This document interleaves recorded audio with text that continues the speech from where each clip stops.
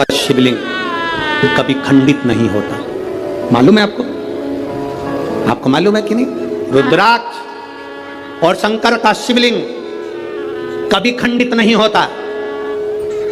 टूट गया तो भी जोड़कर उसको रखा जाता। शंकर का शिवलिंग बीच में से टूट गया तो भी विसर्जन नहीं होता। शंकर का शिवलिंग तो भी पूज्य है। 1000 टुकड़े भी हो जाए उस शिवलिंग के तो भी उसकी पूजन होगी। 25,000 टुकड़े भी शिवलिंग के हो जाएं तो भी उसकी पूजन होगी, क्योंकि शंकर के टुकड़े टुकड़े हो जाएं तो भी शंकर कभी समाप्त नहीं होता। वो एक एक कंकर में कण कण में शंकर होता है। घर में रखा हुआ शिवलिंग का टुकड़ा भी हो जाए तो यह नहीं कहा जाता कि मेरा शिवलिंग खंडित हो गया। ना ना, शंकर भगवान ने कृपा कर कर अगर 2 टुकड़े हुए हैं तो शिव पार्वती दोनों आनंद के साथ बैठे हैं। अगर ज्यादा टुकड़े हो गए तो मेरे महादेव सहस्त्रेश्वर शिवलिंग बनकर, हजारों शिवलिंग बनकर बैठ गए। वो सहस्त्रेश्वर महादेव बन गया, सहस्त्रेश्वर महादेव के रूप में विराजित हो गए। दूसरी कोई मूर्ति हो खंडित हो गई, टूट गई तो वो खंडित कहलाती है। दूसरे देवता की मूर्ति होगी, टूट गई, खंडित कहलाती है। पर शंकर भगवान का शिवलिंग अगर खंडित हो भी गया, टूट भी गया तो वो खंडित नहीं कहलाता। वो खंडित नहीं कहलाता। एक एक कण कण में शंकर है। जितने टुकड़े हो रहे हैं उसमें भी शिव है। वो खंडित नहीं। हिमाचल प्रदेश में बिजली महादेव, आप लोगों में से किसी ने दर्शन करें? मनाली में बिजली में करें आप लोग, और कोई ने भी करें? मनाली में बिजली महादेव, मनाली में बिजली महादेव के ऊपर बिजली गिरती है आकाश की, महादेव के टुकड़े हो जाते हैं। कभी नेट पर सर्च करना, छोटे छोटे टुकड़े महादेव के बिजली गिरने से पूरे महादेव के टुकड़े टुकड़े हो जाते हैं। बिजली महादेव। तब पूरे नगर में सूचना दी जाती है कि आज बिजली महादेव पर बिजली गिर गई, महादेव के टुकड़े हो गए। महादेव को वापिस जोड़ना है। पूरे गांव से मक्खन एकत्रित करा जाता है। माखन ले जाकर ऊपर एक साधारण सा परिवार जिसकी मर्जी हो, जो सब दूर भिक्षा मांगकर माखन एकत्रित कर ले, वो लेकर पहुंच जाता। शिव जी के टुकड़े उठाता है, उसको माखन से जोड़ता रहता है। पूरा दिन उसको मक्खन से भगवान शंकर को जोड़ने में लग जाता है। 1 लोटा जल देवाधिदेव महादेव का नाम लेकर वो डालता है। मक्खन पूरा की पूरा पिघल जाता है, शिवलिंग जुड़ जाता है, वो शिवलिंग वापिस निर्माण हो जाता है। वो बिजली महादेव साल में 2 से 4 बार बिजली महादेव पर बिजली गिरती है, और साल में 4 बार बिजली महादेव टूट कर गिरते हैं। कभी कुल्लू मनाली जाएं तो दर्शन कर कर आना बिजली महादेव का, जिनके टुकड़े टुकड़े हो जाते हैं, तो जोड़ा जाता है, उनको जोड़ते। कभी अगर समय मिले आपके पास में तो कभी स्मरण करिएगा बिजली महादेव। शिव सरल, शिवानंद, उसको पहचानने वाला, उसको जानने वाला सरल सहज नहीं है। सरल सहज उसको पहचानिए।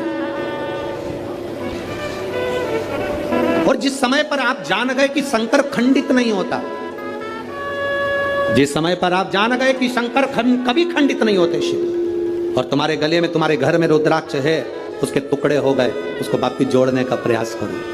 वापिस नहीं जुड़ता, उसको एक कपड़े में बांध कर रख लो। शिव, शंकर का शिवलिंग और रुद्राक्ष कभी खंडित नहीं कहलाता। उसका फल उतना की उतना ही होता है।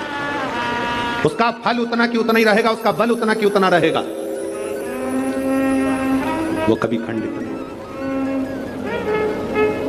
उसका बल उतना की उतना। इसलिए शंभु शरणे, उसका फल कभी समाप्त नहीं होता। रुद्राक्ष के 10 टुकड़े भी हो जाएं तो रुद्राक्ष का फल समाप्त नहीं होता। आप में से कई लोग ऐसे बैठे होंगे जिनके घर में रुद्राक्ष टूटा होगा, बिखरा होगा। उठाओ जरा हाथ, जिनके घर में अगर कभी रुद्राक्ष टूटा हुआ भी तो आपको महसूस करा होगा आपने कि वो रुद्राक्ष टूट गया, बेकार हो गया, कोई काम का नहीं है। ना ना ना ना, शंकर भगवान की एक बेलपत्र, शिव की एक बेलपत्र जो शंकर जी पे समर्पित हो गई, समर्पित होने के बाद उठाने में टूट गई, खंडित हो गई। शिव जी पे चढ़ी थी, पूरी थी, पर जब चढ़ने के बाद बहुत सारी उठाई गई तो टूट गई, खंडित हो गई, टूट गई, खंडित हो गई, वो खंडित नहीं कहलाती। शिव जी पे चढ़ने के बाद जो बेलपत्र का अगर एक पत्ता भी तुमको मिला तो वो पूरी बेलपत्र कहलाती है, वो अधूरी नहीं कहलाती। शंकर भगवान पर चढ़ने के बाद अगर बेलपत्र का एक पत्ता भी तुमको मिला है तो वो खंडित नहीं, वो पूर्ण है, वो पूर्ण है।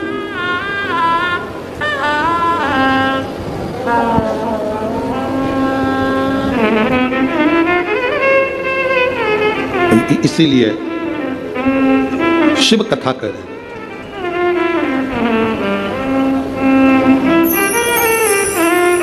शिव महापुराण की कथा कर रहे हैं। नमूची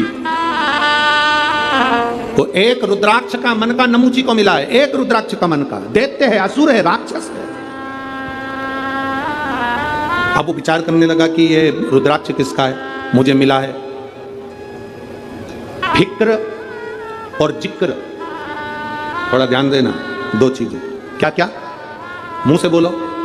फिक्र और जिक्र। फिक्र, ज्यादा फिक्र करोगे, ज्यादा चिंता करोगे तो चिंता फिक्र तुम्हें तन्हाई दे देती है, एकांत दे देती है, तुम्हारी बुद्धि काम करना बंद कर देती है। ज्यादा फिक्र होती है तो व्यक्ति का बीपी ऊंचा नीचा हो जाता है, शुगर ऊपर नीचे हो जाती है और व्यक्ति चिंता में पड़कर कमरे में अकेला पड़ा रहता है। फिक्र चिंता देती है, फिक्र एकांत देता है, फिक्र तन्हाई देती है, फिक्र तन्हाई देती है। फिक्र तुम्हें अकेले कमरे में पटक देगा। और जिक्र, जिस समय पर तुम्हारे को फिक्र होने लगे तब महादेव की जिक्र करना प्रारंभ कर दो, उसकी चर्चा करना प्रारंभ कर दो, तन्हाई मिट जाती है। तन्हाई मिट जाएगी अगर शंकर की चर्चा करोगे, शंकर की जिक्र करोगे, शंकर की भक्ति करोगे। ढोलक, शिव की चर्चा कर रहे हो, अगर शंकर की अगर चर्चा करो। फिक्र और जिक्र में अंतर है। फिक्र तन्हाई देगा, जिक्र तन्हाई से निकाल देगा। फिक्र बीमार कर देगा, जिक्र शंकर का तुम्हें महामृत्युंजय का रस तत्व देकर उभार देगा। जिक्र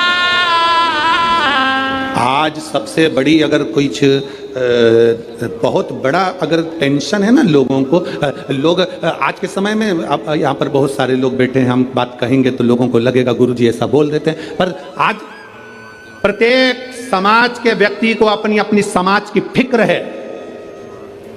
जाति में आज के व्यक्ति को बांट दिया गया है। मैं ब्राह्मण, मुझे ब्राह्मण समाज की चिंता है। मैं वैश्य, मुझे वैश्य समाज की चिंता है। मैं क्षत्रिय, मुझे क्षत्रिय समाज की चिंता है। मैं शूद्र समाज की चिंता है। हर व्यक्ति ने आज के समय को जाति में लोगों ने बांट दिया। सबको अपनी अपनी समाज की, अपनी अपनी जाति की चिंता है, पर किसी को मेरे इस धर्म की, सनातन धर्म की चिंता नहीं है कि हम एक हैं। ये ब्राह्मण या क्षत्रिय या वैश्य या शूद्र हम बांट रहे हैं। अगर तुम्हें फिक्र होना चाहिए तो अपने सनातन धर्म की, अपने धर्म की होना चाहिए। एक के लिए नहीं, हमें सबके लिए जीना है। सर्वे भवन्तु सुखिनः का ये पाठ हमने पढ़ा है। के कान में जो बोल कर जाता है, शिवजी नंदी पर बैठकर उस भक्त के दरवाजे पर उसका कल्याण करने के लिए प्रदोष के दिन, प्रदोष काल में पहुंचते। हर हर प्रदोष के दिन, प्रदोष काल में देवाधिदेव महादेव उस शंकर के भक्त के घर जाते हैं, जो भगवान नंदीश्वर के कान में कहकर जाता। नंदी के कान में जिसने कहा,